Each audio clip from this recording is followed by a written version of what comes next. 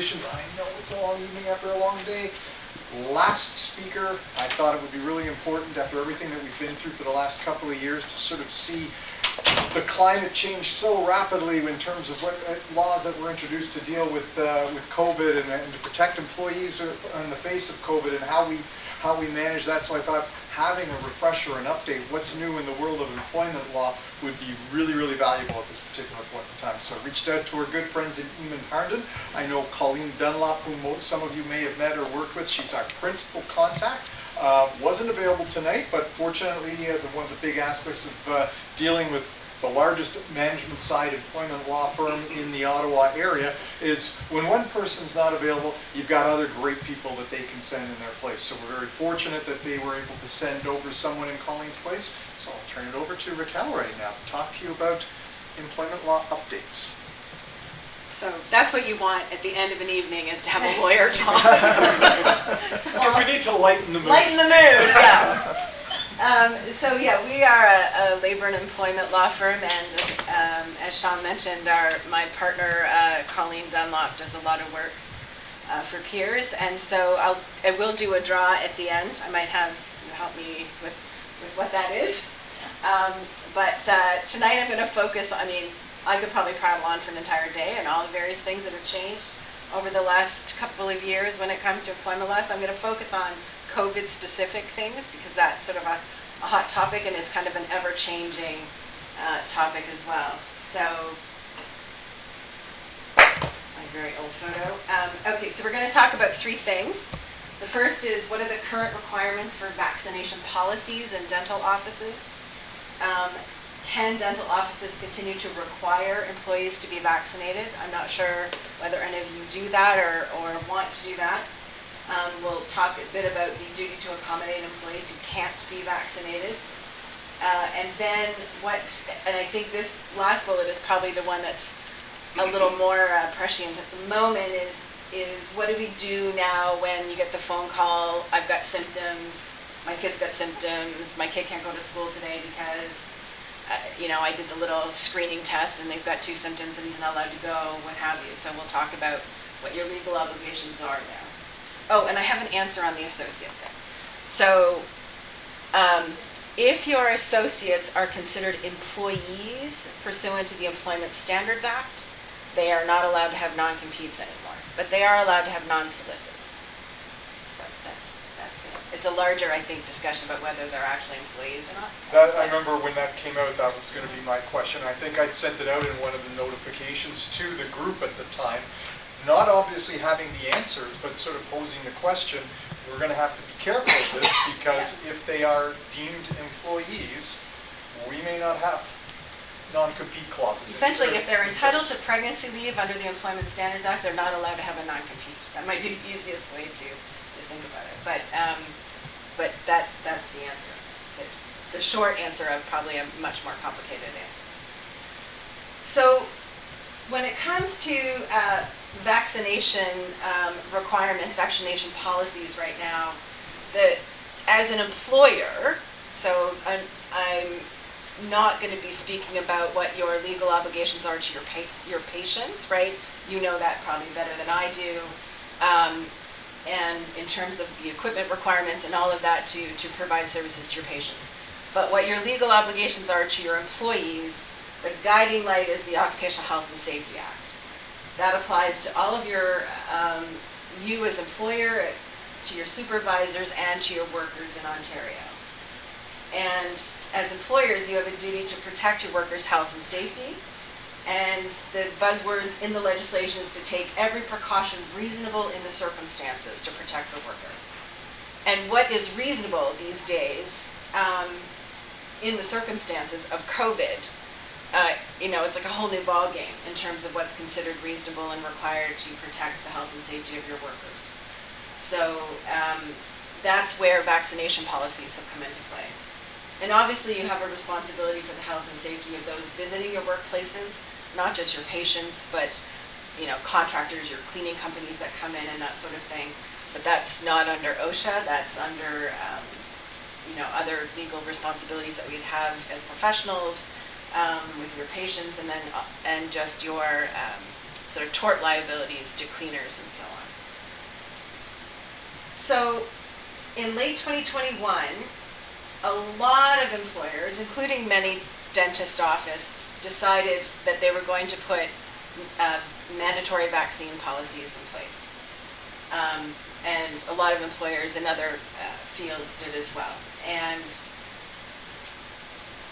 that was sort of, at the height of vaccines being available and more available, and sort of wanting to kind of get everything opened up and sort of encourage people to get vaccinated. And so a lot of employers did, and a lot of dental practices did. But other than long-term care homes, there was no legal requirement to do that. Not for dentists, not for hospitals, not for childcare centers, not for any places that one would think maybe it should have been mandatory, but only in long-term care homes, and that now too has lifted. And so, in March 2022, so we had that time period from sort of the fall of 2021 to March of 2022, when even just to go to a restaurant you had to show your passport, that sort of thing. And so as part of that, employers were requiring their employees to be vaccinated. But since a lot of that has, and just recently in the last couple of days, right, the feds have basically said they're not going to have mandatory vaccines anymore for their employees. Apparently the soldiers have to have them, but that's a whole other issue that's all over the news. But there's been a shift now. But some employers are still thinking that they're going to maintain that. And we have some clients that are coming to us and saying, what about this new vaccine, the one that has the sort of Omicron targeted vaccine? What about that for a third or fourth dose? Because most policies don't have that. And so they're starting to sort of think maybe we need to also add that to our policies. But there's not been a lot of sort of change in this area in terms of any sort of mandatory requirements or even strong recommendations. Ottawa Public Health has a great guide on how to create one. They haven't changed it in months and months and months, even though we're into bigger waves and more sustained waves and so on. Neither the ODA or the CDA have expressly recommended that dental practices have a mandatory policy in place. And the Royal College of Dental Surgeons of Ontario has issued revised guidance as of August, and it's silent with respect to vaccination. So you're sort of on your own, essentially, to decide whether or not you want to do this, either do it at all, or to continue with these policies. And they've always there's a bit of a risk to these policies, right? And there's been, we had 3 weeks of people not happy about these policies downtown Ottawa. So there's been a lot of risk involved in these, both from a societal perspective, but also with individual employees. But honestly, it really comes down to the precautionary principle in terms of, are you doing everything that's reasonable in the circumstances to protect your employees? And you're going to have to make that decision as an employer. And you'll have to make that decision based on the other precautions you have in place, right? All the PPE that your folks have to wear. But then what about the people who are just I just went to the dentist recently, and the woman who said, okay, and when I went and said, I'm here now, all she had was a little mask. She's not full on N95 kind of PPE. So, are you thinking about them as well? So you have to think about all of those things to decide what you want to do with these policies. And certainly it's not a one-size-fits-all. What some employers are starting to do is any new hires, right? If you want to get hired, you have to be vaccinated. That's one way to deal with it.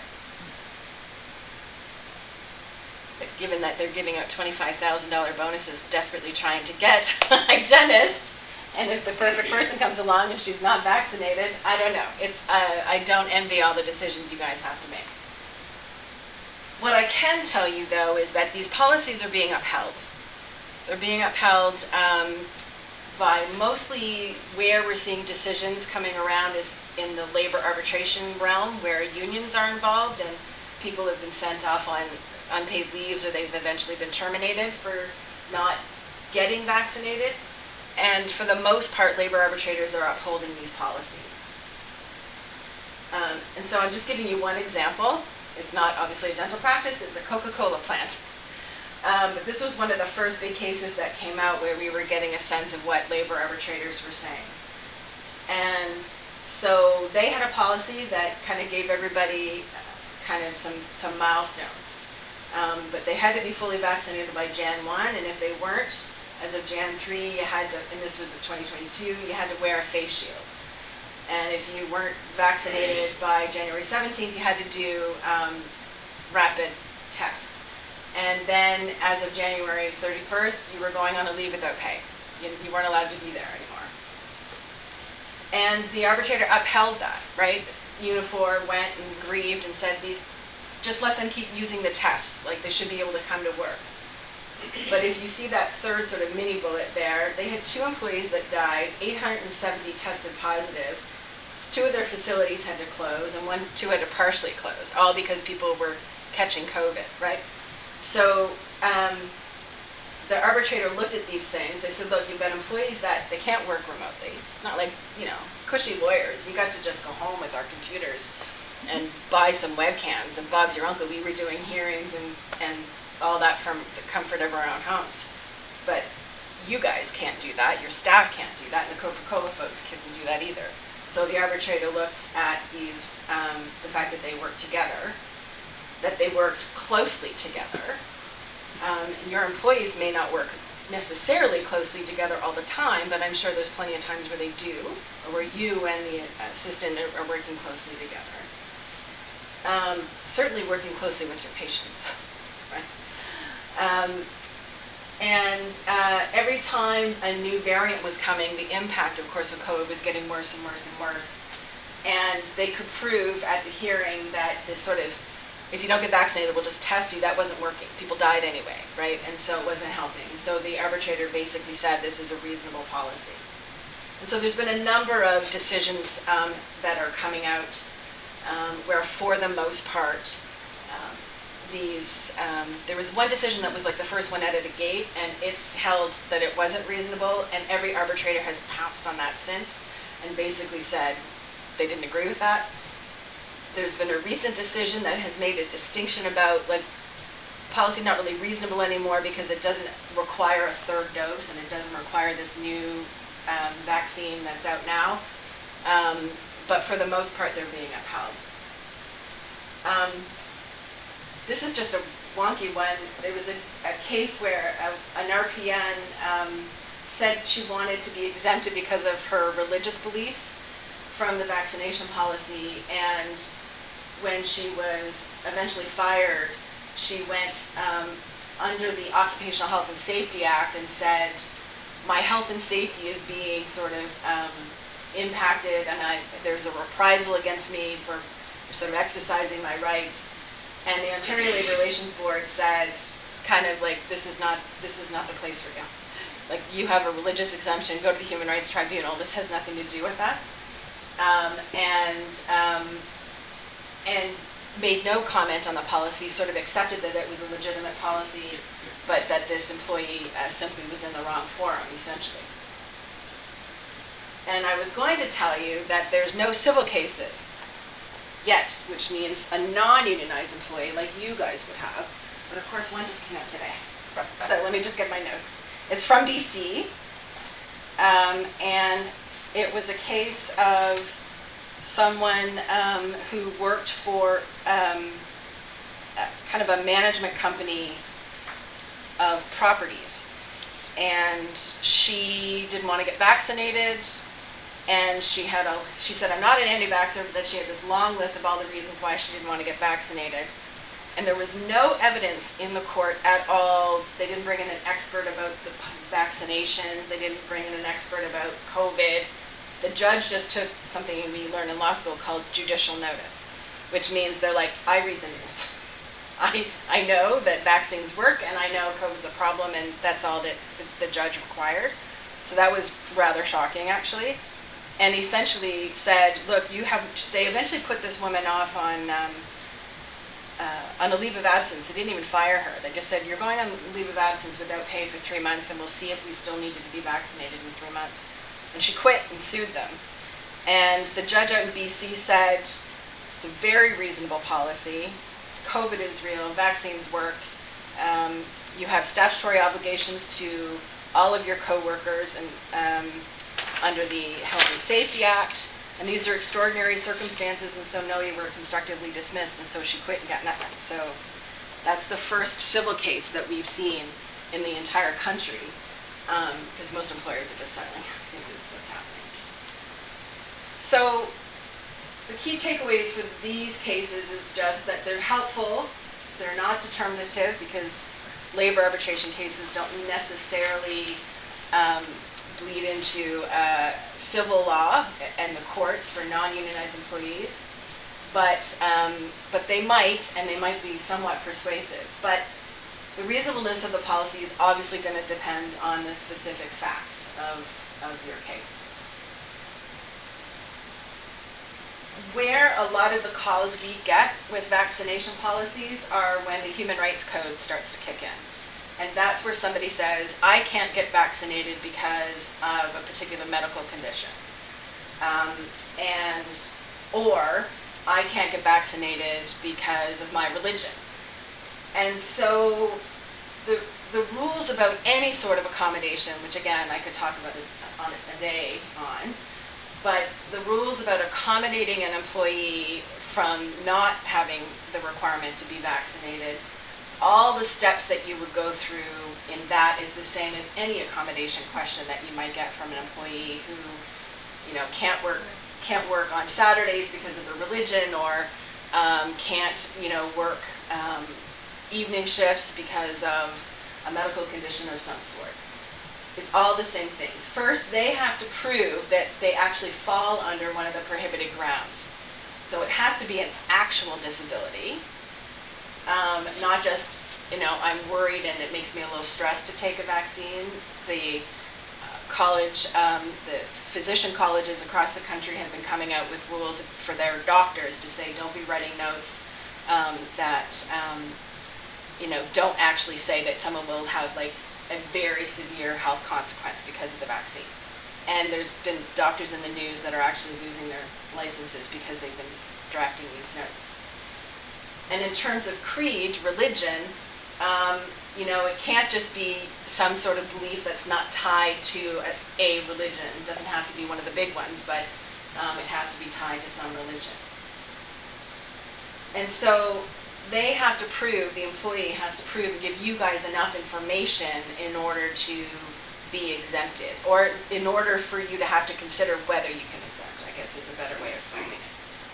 Because at that point, if they prove that they fit under either disability or creed and they cannot be vaccinated, then you have to accommodate them to the point of undue hardship.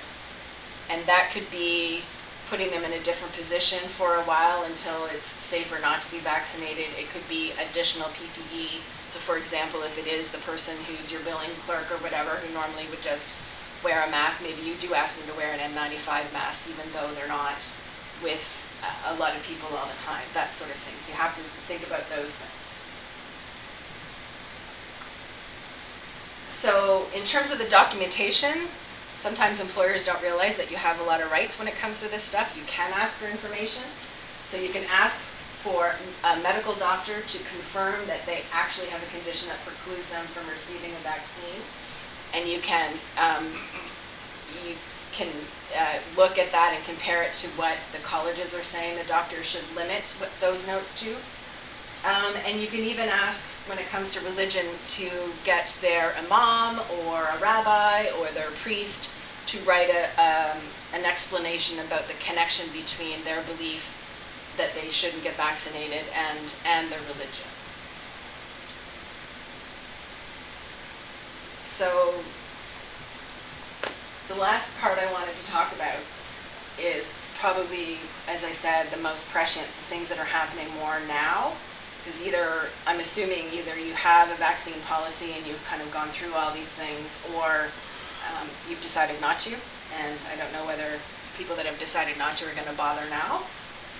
But this stuff is going to come up all the time. And the key thing to know is that the leave called, the acronym is IDEL, Infectious Disease Emergency Leave, has been extended to March 31st, 2023. And it covers employees who are unable to work for COVID-related reasons. Or, and that doesn't just mean because they have COVID. It could be they have symptoms and they're seeking treatment. It could be that they have to take care of a family member. And the list of family members is quite long. It doesn't have to be somebody who lives with them. So it could be uncle, grandparent, what have you. But if their family member has COVID, or, is going to get vaccinated, as an example. By the way, I can provide everybody with these slides, just so you know. I can make sure Sean has them and I don't mind sharing them. So, yeah, the list of, essentially, of anything that touches COVID, either for your employee or for somebody in their family, they have the right to this leave. The duration is up to 3 days of paid leave, or on top of that, unlimited unpaid days. So the paid leave, yeah. Question with regards to the paid leave. Most of our offices will have 4 days paid vacation now. Paid sick days, you mean? Paid sick. Paid sick days. Paid sick days. Is that what we're talking about here, or do they? So they would have to use up that first. They have to use the 4 days first, Yeah. or that first? The 4 days paid sick leave under your policy. And then they get an additional 3 days? If it happens again, for example, yeah. Okay. Yeah. But So it this is would each have to time be it happens. COVID COVID related related. for the 3 days. Yeah. So I That's right, can it has use to the be 4 COVID. days for anything. Yeah, if you, Yeah. So you And broke then- your arm and you needed to, take some time off and you So used a then couple. we pay out the 4 days and we do that. Yeah, Now we have a COVID reason for somebody requesting a paid leave, and we give them the 3 days paid leave. A month and a half later, the spouse or significant other has COVID. A child has COVID. Yeah. Is there another 3 days paid leave? no, Or it's that's once a year. annual? That's It's it? annual. One So time 3 only. days Okay. paid annually Okay, and then unlimited days of COVID leave. okay, Yeah. okay. And, well, it's not even annual, it's gonna end in March, right? Oh, okay. So that's gonna end in March unless it gets, unless it gets extended again. Yeah.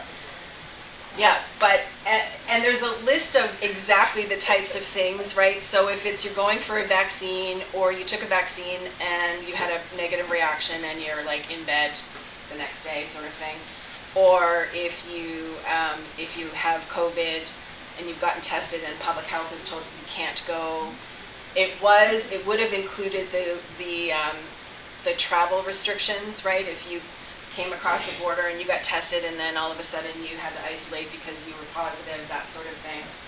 And it also is if your kid is sick and isn't allowed to go to school because they've got a couple of the symptoms when you do the screening test, and you have to wait a couple of days before they're allowed to go to school. Okay. So it's quite a long list of the entitlement, what gets you this leave. And then it's unlimited days of unpaid leave, but you still have to fall under one of those categories. They can't just say, well, I got COVID and 2 months later they're still not back to work, right? You have some control over that. What you're not allowed to do is ask for a medical certificate to prove that they've got symptoms, to prove that they've tested positive. You're not allowed for that. Because the legislation has said so. Because your medical counterparts, the doctors, have complained too much to the government about having to give medical notes. So they can just lie, Yeah, period. yes. So it's a matter of trust, but if you found out through some means that they were lying, then that's disciplinable. Yeah, yeah. So, the idea is that it's to make it easier for people not to go to work and not spread COVID. That's the purpose of IDL, essentially.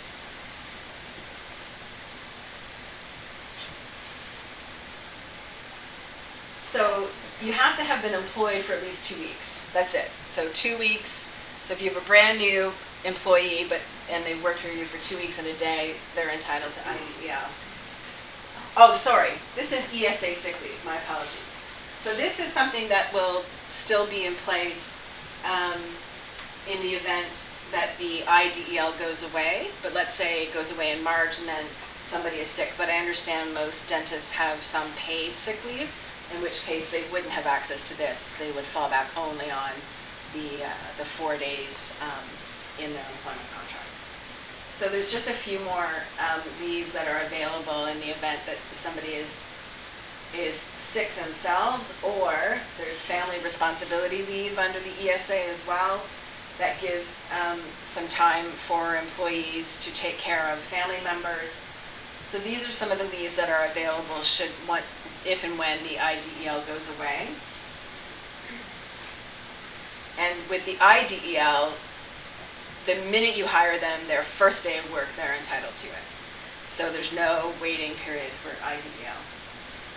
Some of the sort of longer leaves that employees have that they're entitled to is when there's a really critical illness, and so there's different requirements. So if somebody was quite sick and was in the hospital with COVID and were really ill, they might, employees would have a right to this critical illness leave. And then also the family medical leave, same thing.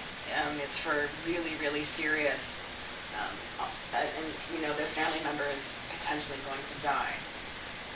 And so those are pretty extreme leaves under the ESA, but they are entitled to that. Is that if somebody's taking a stress leave in your office to care for a family member that's critically ill?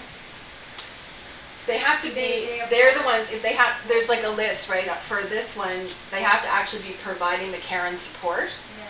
And you have to get a doctor, this one you're allowed to ask a doctor's medical note from a doctor saying that it's a significant risk of death within the next 6 months. Then they get access to this unpaid leave and they would get EI. Yeah, so I have an employee who's going through this right now, and she brought me a letter.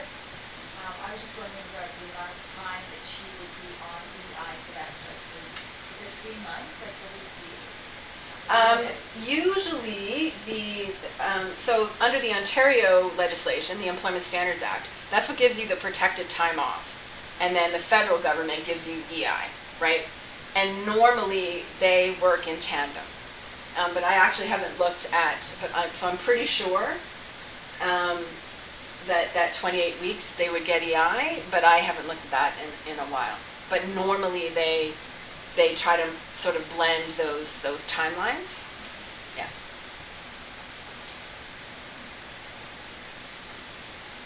So once again, when the IDEL goes away, or even if there is IDEL, but let's say the employee doesn't want unpaid leave, they might say to you, well, I just do billing, or I just do accounting, or I can do my job from home, let's say. I can work from home, or I want reduced hours. So I don't want IDEL, but I just want to work fewer hours, or I never want to work on these days because my kid's got COVID and I just want to work from home and do do my billing stuff at home, for example. You do have an obligation under the Ontario Human Rights Code to consider whether you need to accommodate that kind of family status request. Now, some jobs simply can't. If you are a dental assistant and you can't, right? You can't work from home. But you might, if they ask for a change of schedule or something like that, because their kid is home sick, really sick with COVID, and their husband can't stay with them on Mondays and Wednesdays and Fridays, so they only want to work Tuesdays and Thursdays because their husband's going to take the other days or whatever. You do have an obligation when a parent/employee comes to you and says, look, my kid is 6 years old, I can't leave my kid alone at home, I need an accommodation. You do need to enter into those discussions as part of your obligations under the Human Rights Code. But you're allowed to ask questions and have a discussion with your employee, like, okay, well, who is it that needs it? And how old are they? Well, they're 17. Well, surely to goodness they can take care of themselves. Like, what's going on at home that they can't stay home, right? You can, oh, he's 7. Okay, well that's a no-brainer. Somebody has to be home with the 7-year-old. You know, what type of care is needed? They're 17. Well, can't they take care of themselves? They're so sick they can't even make it to the bathroom right now. That's how sick they feel. It's a different conversation, right? You know, what days and times do you need? Do you just need to be a little late so that you can kind of get them sort of settled for the day and then be late into work? Like, what do you need? Well, you know, my husband works from this time to this time, and so we're spelling it off, and so this is kind of the times I need. So all of this accommodation stuff is about a conversation. And then, of course, for how long? And you know, and you can ask, like, what are you asking for? Modified hours, reduced work? Are you working from home? Like, what is it? What is the accommodation that you're requesting? And then you have to determine whether or not you can accommodate that, right? You can't accommodate a person who literally their job is to clean my teeth and have them work from home. Obviously not. But you may be able to accommodate their schedule, potentially. And you have to sort of consider that. The idea of undue hardship, you don't have to accommodate someone once you've reached undue hardship.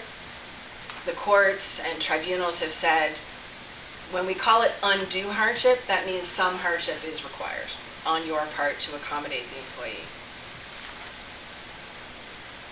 So at what point is it undue hardship? When you think, what determines undue hardship? That is the bulk of my practice. Yeah.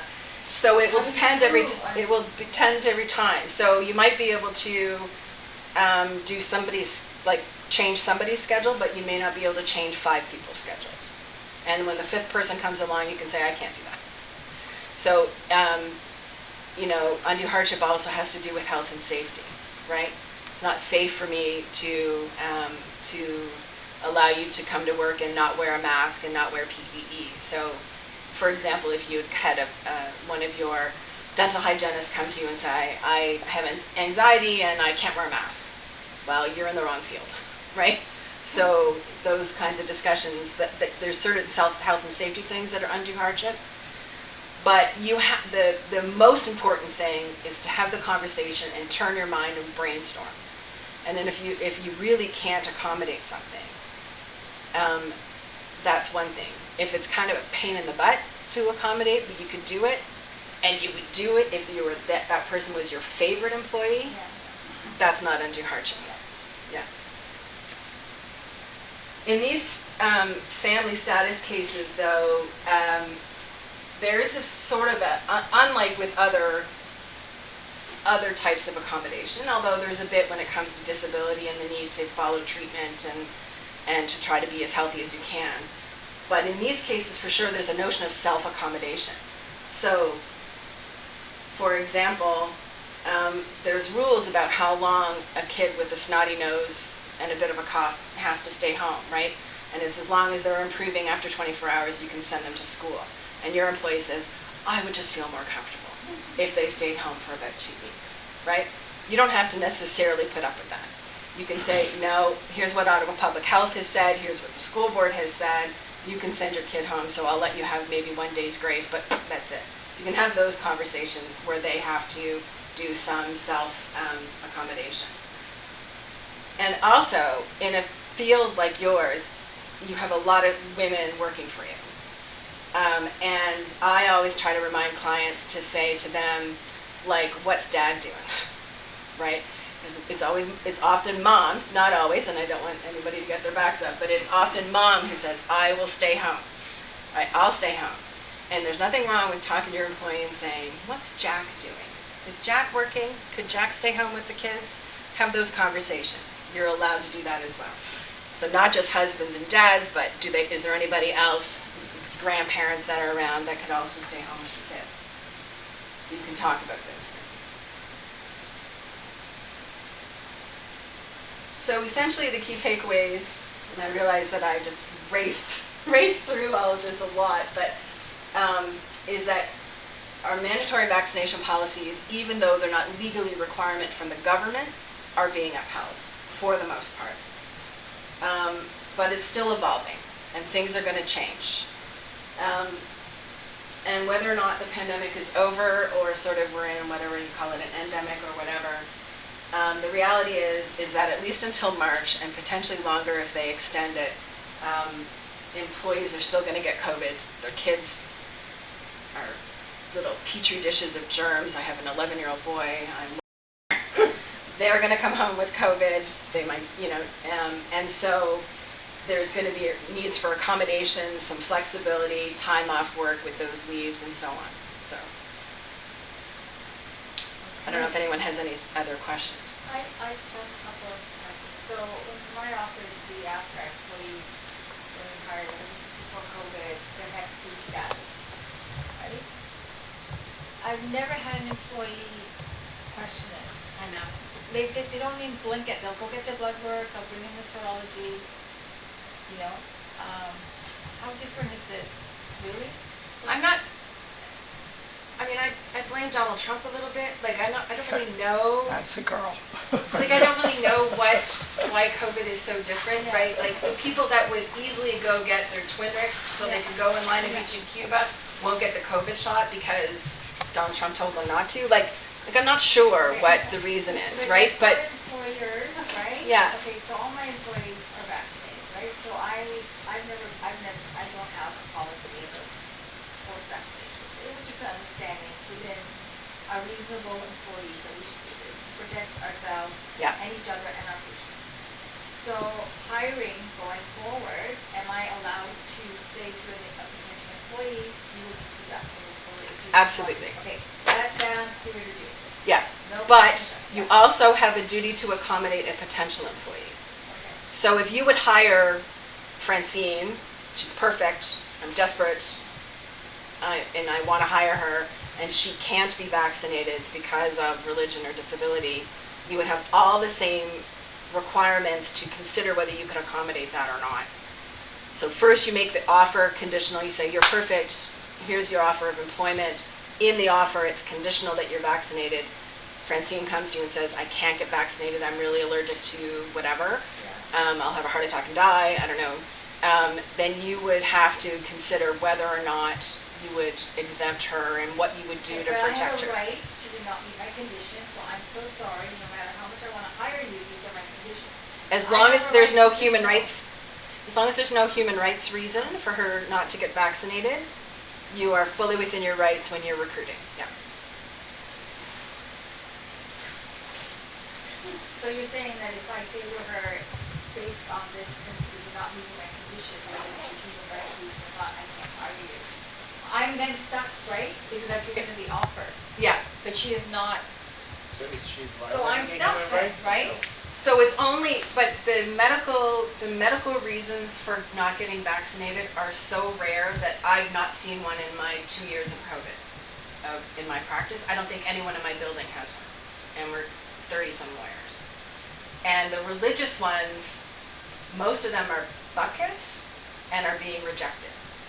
Some of them are valid, and you would have to then decide in that case. But for the most part, 99% of the people who are telling you I don't want to be vaccinated have no human rights ground for that, and you can say, I'm sorry, I can't hire you. So I guess in my interview process would be a question before offers maybe. No, it's not. No, You you can't. couldn't. You can't.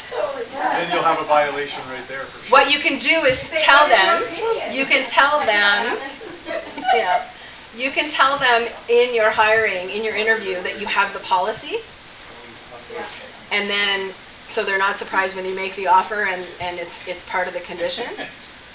And at that point, they get to raise their hand and say, but I'm not vaccinated, here's why. And you hire A, not B.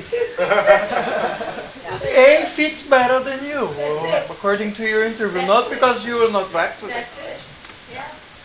So, It's so, oh my God, you're so we, stupid. as you all know, or most of you know, we've relied on the wonderful people from Emond Harden to take care of our peers group for quite a few years now. We've never been disappointed. We believe in our hearts, and this is a recovering lawyer, we believe in our hearts that we have the best to take care of you. One of the things that we did do was get them to reduce their prices a bit, so, well, that's another thing. But one of the things we did do is we had a template made for employee contracts. Emond Harnden picked a price, which is ridiculously, it's a wonderful price. And what we're saying tonight is that we're going to do a draw, and we're asking all of you, or suggesting to all of you as peers group, that you do look at your employment contracts and get them updated, because you would not believe what's out there in some of them. Make sure they're updated. And what we're doing tonight is we're going to do a draw, and there'll be one person or office in the room where Emond Harnden will provide a The updated template? The updated template, yeah. at no charge. So pick a name. And that's important stuff, because even if Emond Harnden did your employment contracts 5 years ago, they could be out of date. Did you put my name back in there? Yeah. Don't think I did. That's okay. Employment contracts are insurance policies. That's what they are, essentially. Because, yeah. Fabio. Right time.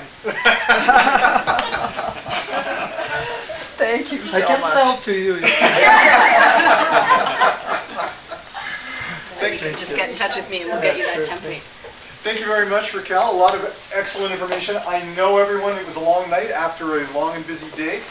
It's a Thursday. I hope everyone can relax, and maybe you've got your Friday off so that you can just sort of unwind, go home, have a nice glass of wine if you didn't have one here already.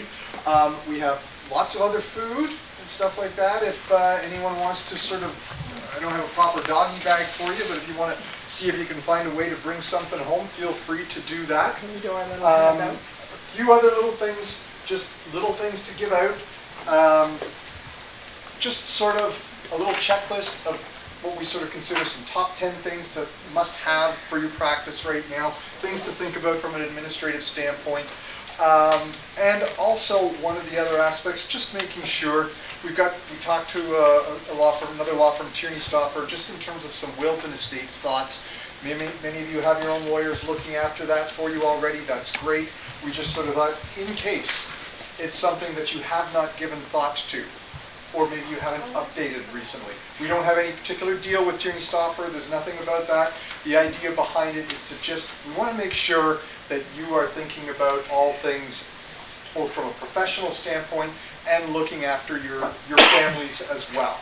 A big part of one of the things where Anne was touching upon it, the idea about having that practice evaluation. If you've heard me speak on this before, you've heard me say this before. I'm a firm believer that if you are doing your estate planning, your retirement planning, your wealth planning, you go to speak to whoever looks after your investment portfolio. Getting an evaluation done of your practice is just the same thing as doing that. You have your annual meeting to go over how are your mutual funds doing, how are your stocks doing, how are your bonds doing, what's your asset mix, do I need to make adjustments? Same kind of thing with respect to your practice valuation. All of that goes into part of the estate planning ideas. So please, for the sake of yourselves, for your own peace of mind, for the sake of your families, to look after them on that front, make sure that you take advantage of these sort of things. Ask me any questions that I might be able to help you with. I may not have the answers right off the bat because, as was indicated, I am a recovering lawyer and never did do wills and estates.